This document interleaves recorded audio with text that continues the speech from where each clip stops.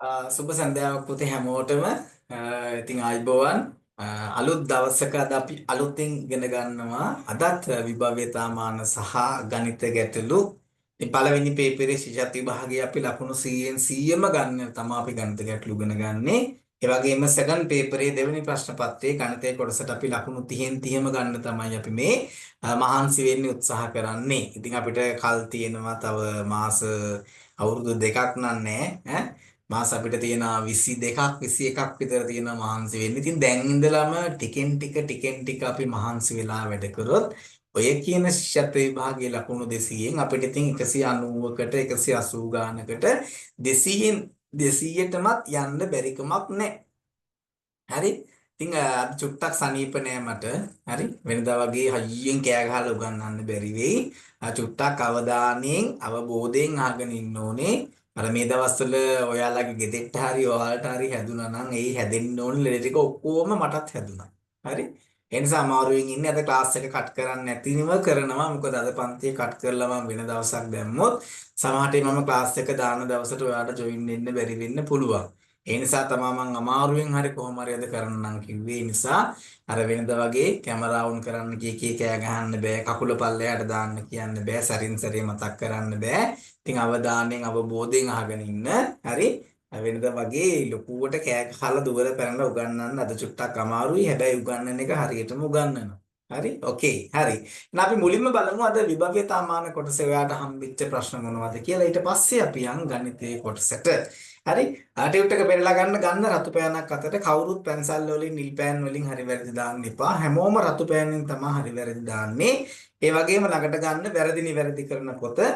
එහෙම නැත්නම් පොතක් මේ වෙලාවේ ළඟ නැත්නම් කොලයක් හරි ගන්න ඕනේ. දාගන්න දිනේ අද දිනේ 2025 10 වෙනි මාසයේ 25 අද වැරදි නිවැරදි කිරීම කියලා ලියා ගන්න. ඔයා සාකච්ඡා කරගෙන යනකොට හරියවට හරි දා ගන්නවා වැරදියවට වැරදි දා ගන්නවා. ඒතර වැරදි නිවැරදි කරන්නේ මම බෝඩ් එකේ කියලා දෙන විදිහටම කටුවැඩේ ලියන්න ඕන. හරි නිකම්ම ප්‍රශ්න අංක දාලා උත්තරේ විතරක් ලියන්න එපා. එහෙම ලිව්වා කියලා අපිට ඒක තේරෙන්නේ නැහැ. ඒ නිසා මම බෝඩ් එකේ පැහැදිලි කරන විදිහටම කටු සටහනත් එක්කම තමයි ඔයා වැරදි නිවැරදි කරගන්නේ. නිකන් උත්තරයක් විතරක් ලිව්වට තේරුමක් නැහැ. හරිනේ? හරි. ගන්න රතු පෑන අතට වැරදි නිවැරදි කරන පොත ළඟට ගන්න, පැන්සල ළඟට ගන්න. අපිට තියෙන්නේ හරි වැරදි දාන්න සහ වැරදිලා තිබුණොත් ඒක කටු වැඩෙත් එක්කම නිවැරදි කරගන්න තියෙන්නේ. හරි. අපි යමු මුලින්ම විභව්‍යතා මාන කොටසට. ආහාර පළතුරු හා අඹයන් ඒවා අතර සම්බන්ධය දැක්වීමට පහත රූපයේ ඇඳ තිබේ. එහි ඒ මගින් දක්වා ඇත්තේ මොනවාද? එතකොට පුතේ මම ඔයාලට යා කරලා පෙන්නන්නම්. ලොකුම කාණ්ඩයේ මෙතන ආහාර. හරි. C කියලා කියන්නේ ආහාර වලට.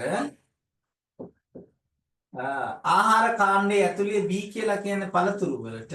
A කියලා කියන්නේ අඹ වලට. එහෙනම් ඒ මගින් දක්වා ඇත්තේ අඹ. ආහාර කියන කාණ්ඩයේ ඇතුලේ පළතුරු තියෙනවා. පළතුරු කියන කාණ්ඩයේ ඇතුලේ තමයි අඹ තියෙන්නේ. අඹ කියන්නේ පළතුරු කියන කාණ්ඩයට අයිති එක පළතුරක්. එකක්. හරි. දැන් මේකනේ කතා කර පළවෙනි ප්‍රශ්නේ. ප්‍රශ්න කීපයක් කතා කරනද ඔයාලට රටාව තේරෙනවා. අපිට මේ තියෙන්නේ කාණ්ඩ කරන්න. අපි පරිසරය ඉගෙන ගන්න එළවලු, පළතුරු, ඇඳුම්, පැළඳුම්, හරි විදුලි උපකරණ, වැඩ පහසු කිරීම උපකරණ මේ වගේ එක මාතෘකාවට අදාළ දේවල් අපිට තියෙන්නේ කාණ්ඩ කරන්න. ලොකුම කාණ්ඩයට තමයි අපි ලොකුම හැඩය ගන්නෙ. ඒක ප්‍රමාණාත්මකව අඩු වෙනවා. ඒකට අයිති දේවල් අඩු වෙන තරමට. හරි? ඕකේ. අපි යනවා පුතේ දෙවෙනි ප්‍රශ්නයට. ප්‍රශ්න අංක 2. සතුන් මාංශභක්ෂකයින් සිංහයින් යන සතුන් අතර සම්බන්ධය දැක්වීමට පහත රූපේ. පුතේ ලොකුම මාතෘකාව සතුන්. ඒතර මේ ලොකුම කොටුව සතුන්. සතුන් කියන කොටුව ඇතුලේ මාංශ භක්ෂකීන් කියලා සතුන් වර්ග ගොඩක් ඉන්නවා. මාංශ භක්ෂකීන් කියන සතුන්ගේ කාණ්ඩේ ඇතුලේ තමයි සිංහයා ඉන්නේ. එහෙනම් B මගින් පෙන්වන්නේ දෙවෙනි කාණ්ඩය මාංශ භක්ෂකීන්. සතුන් කියන කාණ්ඩය ඇතුලේ මාංශ භක්ෂකීන් ඉන්නවා. මාංශ භක්ෂකීන් කියන කාණ්ඩය ඇතුලේ සිංහයා ඉන්නවා. B මගින් දක්වලා තියෙන්නේ මාංශ භක්ෂකයින්.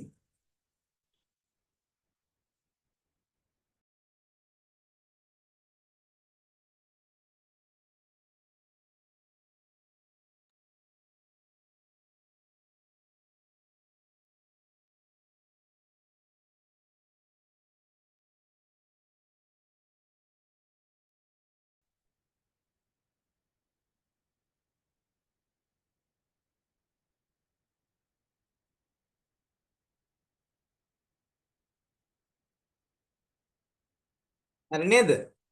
අපි යන තුන්වෙනි ප්‍රශ්නෙට.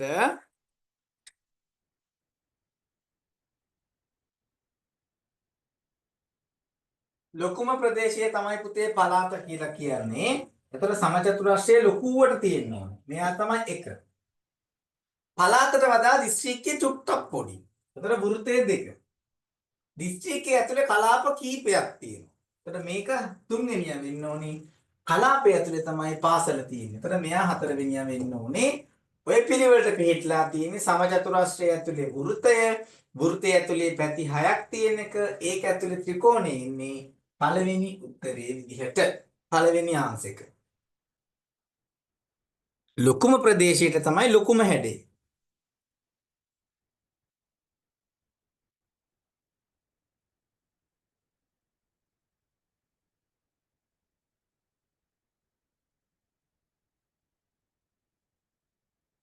හතර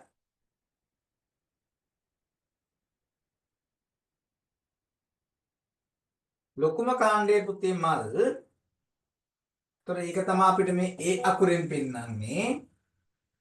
මල් කියන කාණ්ඩය ඇතුලේ තියෙනවා වැල්වල පිපෙන මල් කියලා තව කාණ්ඩයක්.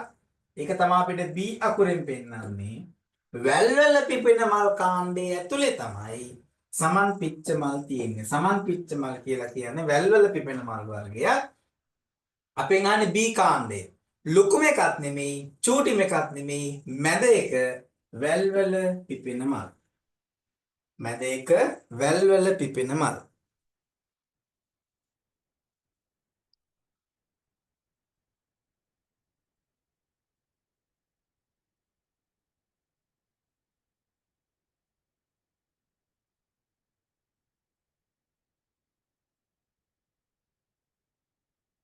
පහ පළතුරු කියන්න බෑ පුතේ, මේ තියෙන ඔක්කොම පළතුරු නෙමෙයි. එළවලු කියන්න බෑ, මේ ඔක්කොම එළවලු නෙමෙයි. හැබැයි මේක ඇතුලේ තියෙන්නේ ආහාර. මේවා අපිට ආහාර කියන කාණ්ඩයට ගන්න පුළුවන්. මේ තියෙන්නේ ආහාර. එක්ස් අකුර හඳුන්වන්න පුළුවන් හොඳම නම ආහාර. 6 වෙනි ප්‍රශ්නේ.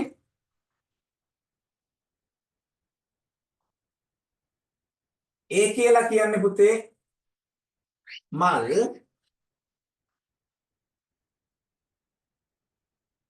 මුතුම කාණ්ඩයේ පුතේ මල්. ඒක ඇතුලේ තියෙනවා හවසට පිපෙන මල් කියලා තව කාණ්ඩයක්.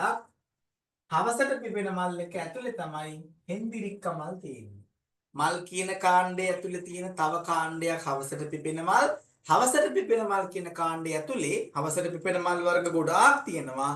එක මල් වර්ගයක් තමයි හෙන්දිරික්ක මල්. එහෙනම් ABC පිළිවෙලට එන්න ඕනේ මල්, සවසට පිපෙන මල්, හෙන්දිරික්ක මල්. උත්තරේ 3. මල්, සවසට පිපෙන මල්, හෙන්දිරික්ක මල්.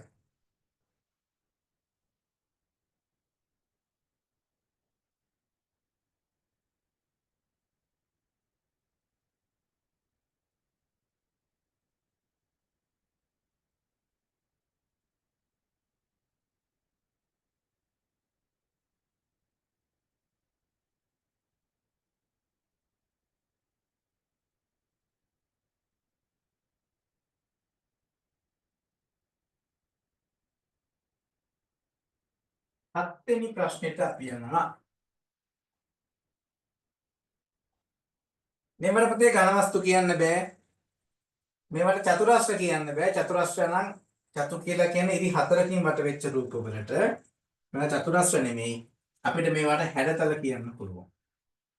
ත්‍රිකෝණය කියන්නේ හැඩතලයක්, සමචතුරස්‍රය කියන්නේ හැඩතලයක්, වෘත්තය කියන්නේ හැඩතලයක්, ත්‍රිකෝණාශ්‍රය කියන්නේ හැඩතලයක්. මේකට දාන්න පුළුවන් හොඳම නම තමයි හැඩතල.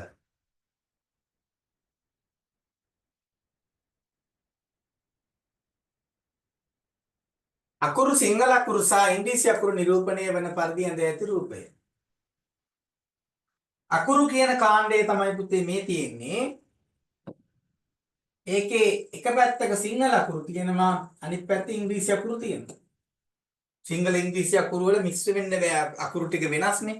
ඒතර මේකේ හැටියට සිංහලයි ඉංග්‍රීසි දෙකටමයි තියෙනවා තියෙනවා. එහෙම ඒව නැහැ. මේකේ හැටියට සිංහල දෙමළ ඉංග්‍රීසි ඔක්කොම කවලම් වෙලා තියෙනවා. පළවෙනි එකේ තමයි පැහැදිලිව වෙනම දක්වලා තියෙන්නේ.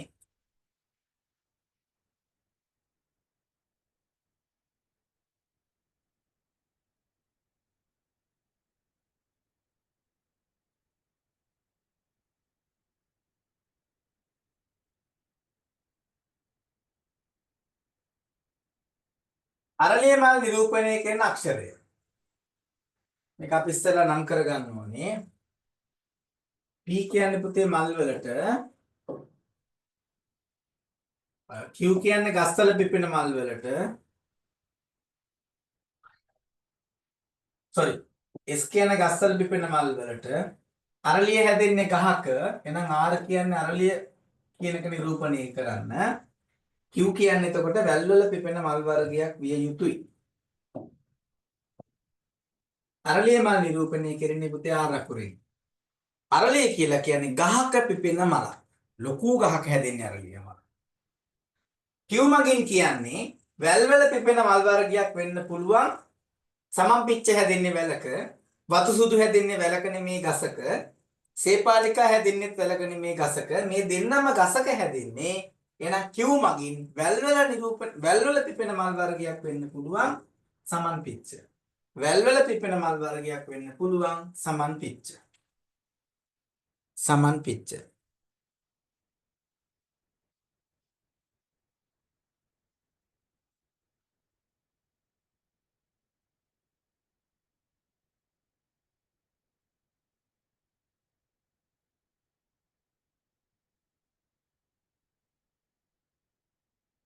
අපි යනවා ඊළඟ එකට.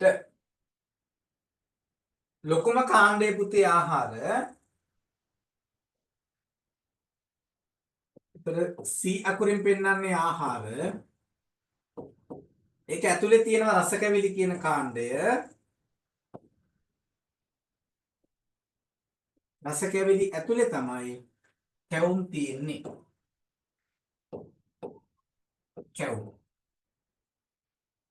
ඒ මගින් දක්වා ඇත්තේ නම් කැවුම්. ආහාර කියන කාණ්ඩය ඇතුලේ රසකැවිලි තියෙනවා.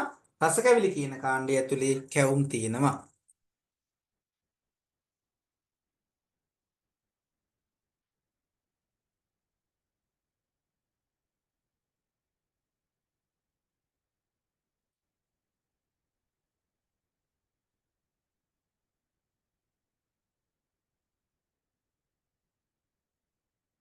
හරි නේද? 11 පුතේ පළතුරු ඇතුලේ තමයි peer තියෙන්නේ. ඒතර අනිවාර්යෙන් මේ රවුම පළතුරු විය යුතුමයි. ඒතර Z අකුරින් පෙන්වන්නේ peer වෙන්න ඕනේ. X අකුරෙන් පෙන්වන්නේ එළවලු විය යුතුයි. එළවලු. X අකුරෙන් එළවලු, Y අකුරෙන් පළතුරු. පළතුරු ඇතුලේ තමයි පුතේ peer තියෙන්නේ. එහෙනම් එළවලු දැක්වෙන්නේ X අකුරෙන්. එළවලු නිරූපණය කරන්නේ පුතේ X අකුරෙන්.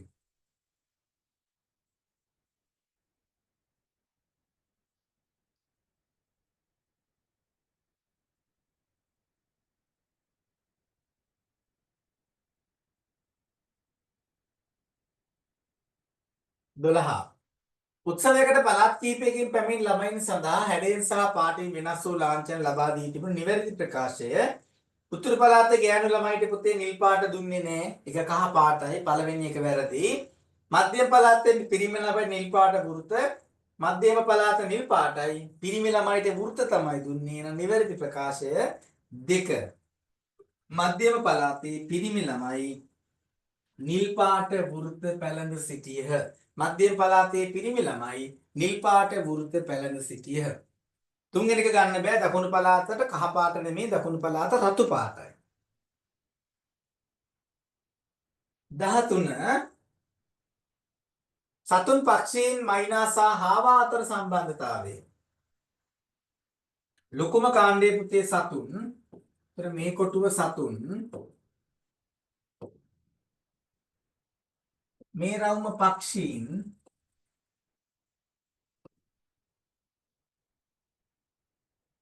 පක්ෂිය තමයි පුතේ මයිනා කියන්නේ. එහෙනම් මේ රවුම ඉතුරු වෙන්නේ හාවට. ඒතර මේ රවුම් දෙකේම සයිස් එක එකයි. මේ රවුමයි දෙකම සයිස් එක එකයි. එහෙනම් මේ රවුමින් පෙන්වන්නේ අනිවාර්යෙන්ම හාව. ප්‍රමාණයෙන් බලන්න සයිස් එකෙන් අර ඇතුලේ මං මේ ඊතල දෙකෙන්ම පෙන්නලා තියෙන්නේ එකම රවුමේ හැටි. එහෙනම් ඒ පෙන්වන්නේ හාව. එතනින් පෙන්වන්නේ හාව.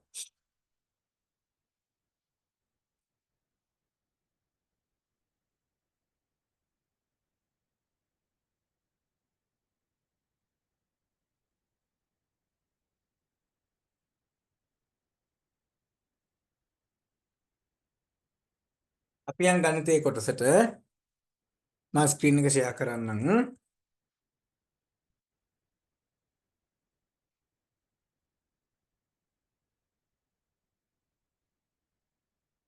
මම සුට්ටක් වාඩි වෙලා උගන්වන්නේ මාව පේන්නේ නැති වෙයි ඈ. හිටගෙන ඉන්න අමාරුයි. ඈ හරි. සංඛ්‍යා නාමය පුතේ ය අකුරු දෙකක් ලිවිය යුතුමයි මේකට 700ය.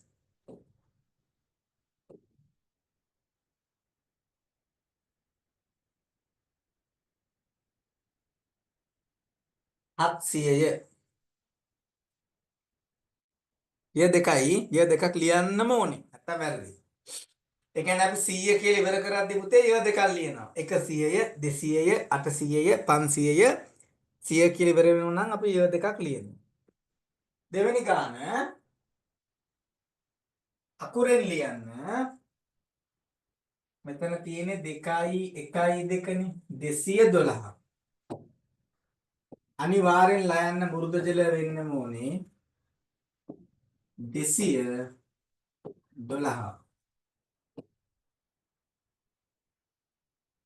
212.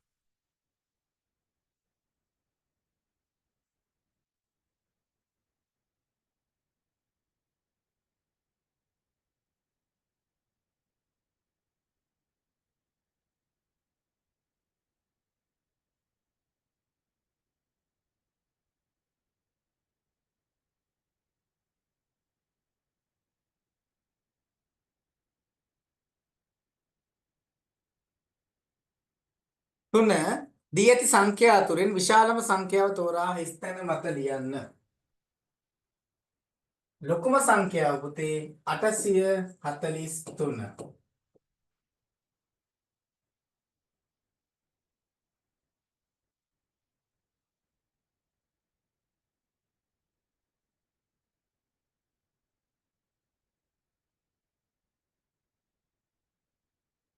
හතර ඒ ටික හරි සිම්පල්.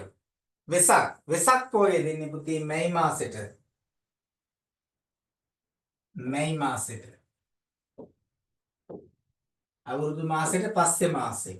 වෙසක් උත්සවයේ දෙන්නේ මැයි මාසෙට. මැයි.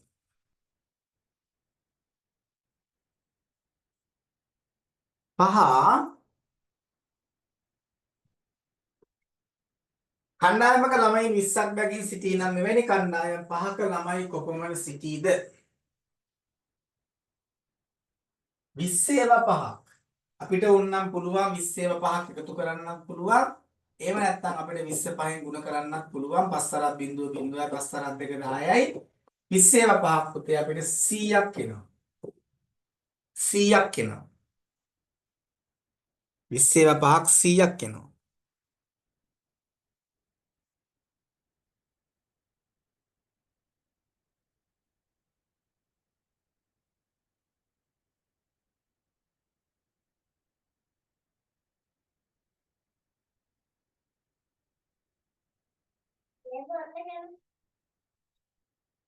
හය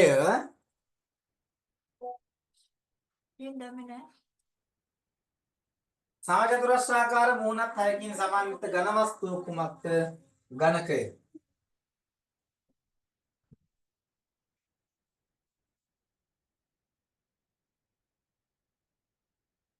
ඝනකයේ පුතේ වටේටම තියෙන්නේ සමචතුරස්‍රාකාර මූණු 6ක්.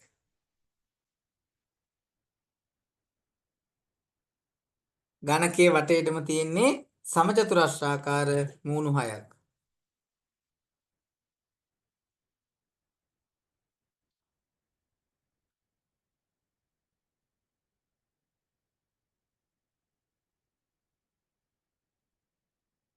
7 ඇපල් සහ දිවුල් ගෙඩි පුතේ සමාන ප්‍රමාණයේ තියෙනවා. ඒතර මේ 86 ඇතුලේ වර්ග දෙකක් තියෙනවා. 86 ඇතුලේ ඇපලුත් තියෙනවා දිවුලුත් තියෙනවා. එහෙනම් අපි 86 සමානව දෙකට බෙදා ගන්න ඕනේ. දීර්ඝ බෙදීමෙන් බෙදන්නත් පුළුවන්, හිතලා බෙදන්නත් පුළුවන්. ඉස්සෙල්ලාම අපි 10 ස්ථානයේ බෙදනවා. 8 ඉලක්කම දෙකට බෙදාම පුතේ 4යි 4යි. 6 ඉලක්කම දෙකට බෙදුවාම 3යි 3යි. එහෙනම් ඇපල් ගෙඩි 43යි, දිවුල් ගෙඩි 43යි තියෙනවා. අපි ඒක හිතෙන් බෙදුවේ දෙකට. මුලින්ම 10 ස්ථානයේ යගේ දෙකට බෙදුවා. පස්සේ එක ස්ථානයේ දෙකට බෙදුවා. දෙකට බෙදෙන හින්දා ගැටලුවක් නැහැ.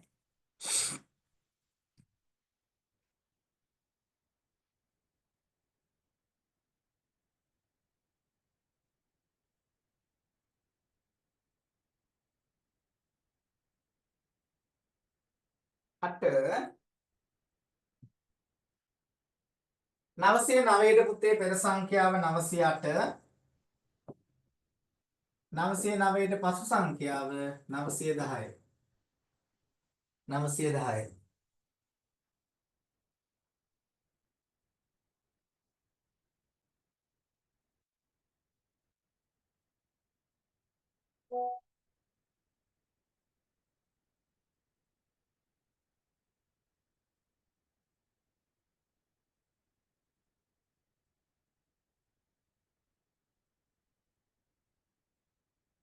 පහත දැක්වෙන සංඛ්‍යා රටාවේ හිස් තැන් වලට පුතේ 19 22 වෙන්නේ 3ක් එකතු වෙලා 19 22 වෙන්නේ 3ක් එකතු වෙලා එහෙනම් මේක යන්නේ 3ෙන් 3ට දැන් 10ට 3ක් එකතු කරාම 13යි 13ට 3ක් එකතු කරාම 16යි 16ට 3ක් එකතු වෙලා තමයි 19 හැදෙන්නේ පෙර සංඛ්‍යාවට 3 ගාන එකතු වෙලා තමයි සංඛ්‍යා රටාව නිර්මාණය වෙලා තියෙන්නේ පෙර සංඛ්‍යාවට 3 ගාන එකතු වෙලා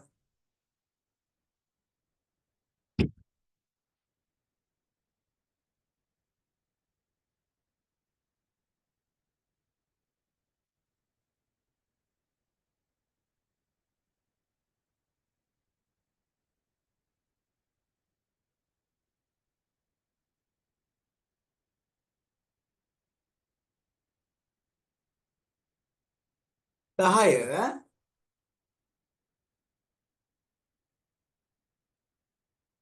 දෙපැත්ත සමාන වෙන විදිහට පුතේ මේක දෙකට බෙදන්න පුළුවන් ක්‍රම දෙකක් තියෙනවා. එකක් තමයි ඉහළ සිට පල්ලෙහාට අපිට මෙහෙම කඩ අඳින්න පුළුවන්. අනිත් එක තමයි අපිට මෙහෙම හරහට කඩ අඳින්න පුළුවන්. දෙක. එකතු කිරීමේ ලකුණේ හැඩයේ විදිහට අපිට රේඛා දෙකක් අඳින්න පුළුවන්.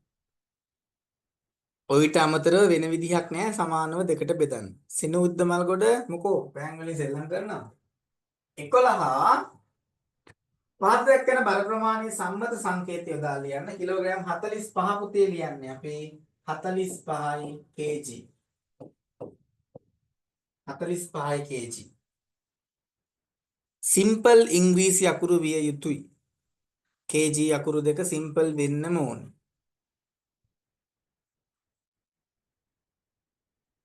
12 ස්ථානය අපි මෙතන ස්ථානයට කියන්නේ 10 ස්ථානය 10 ස්ථානය අපි කියවද්දි කියන්නේ 10 ස්ථානය කියලා 10 ස්ථානය 10 ස්ථානය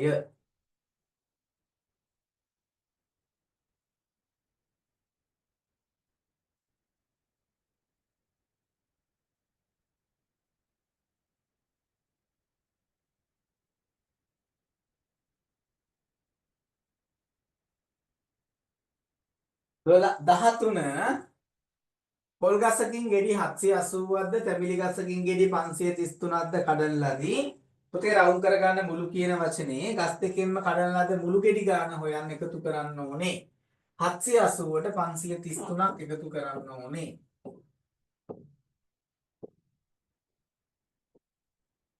බිංදුවයි 3යි 3යි 8යි 3යි 11 එක දැම්ම එකක් ඉතුරු 7යි 8යි 5යි 13යි 1313ක් ගස් දෙකෙන්ම කඩලා තියෙනවා. ඊළඟට වඩා කියන වචන රවුම් කරන්න පොල් ගෙඩි වලට වඩා රඹුටන් ගෙඩි ප්‍රමාණය හොයන්න අපි අඩු කරන්න ඕනේ. අපි 780න් අඩු කරනවා 533ක්. 780න් අපි අඩු කරනවා 533ක්.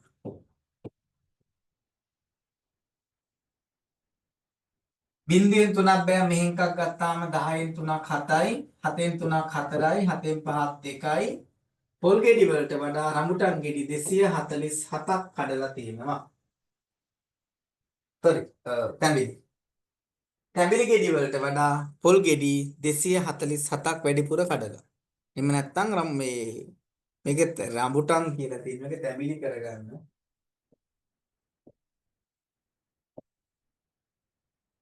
ප්‍රශ්නේ වරදක් sorry.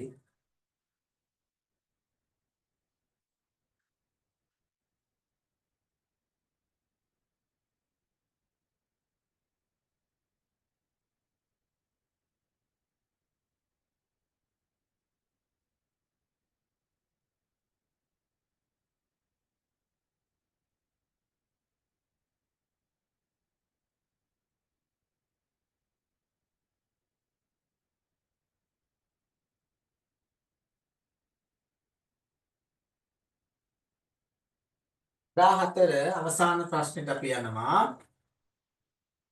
කිරි පැකට් එකේ පුතේ තේකොළ පැකට් එකේ මිල එකතු කරලා යන අපිට හොයන්න වෙන්නේ දෙකටම වැය වෙන මුදල. කිරි පැකට් එක රුපියල් 490යි. තේකොළ පැකට් එක රුපියල් 110යි. එකතු කරනවා අපි රුපියල් 600ක් ඕනේ මේ භාණ්ඩ දෙක මිලදී ගන්න. සත නැති නිසා බිංදු දෙක සත වලින් දැම්මත් නැතත් ගැටලුවක් නැහැ. ඊළඟ එකේ ඉතුරු කියන වචන රවුන්ඩ් කරගන්න. ඉතුරු සල්ලි හොයන්න අපි රුපියල් 500න් අඩු කරන්න ඕනේ 17 එකේ ගාන.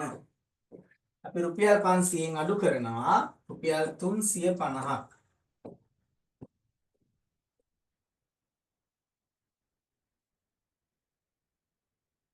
බිංදුවෙන් බිංදුවක් බිංදුවයි බිංදුවෙන් 5ක් බෑ මේ එකක් ගත්තාම 10න් 5ක් 5යි 4න් 3ක් 1යි රුපියල් 150ක් ඉතුරු වෙනවා.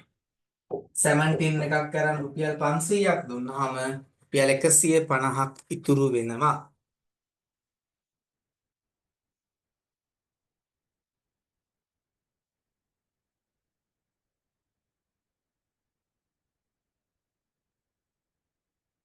ගණිතයේ කොටසේ නම් අමාරු දේවල් මොනවත් තිබෙන්නේ නැහැ. හරි?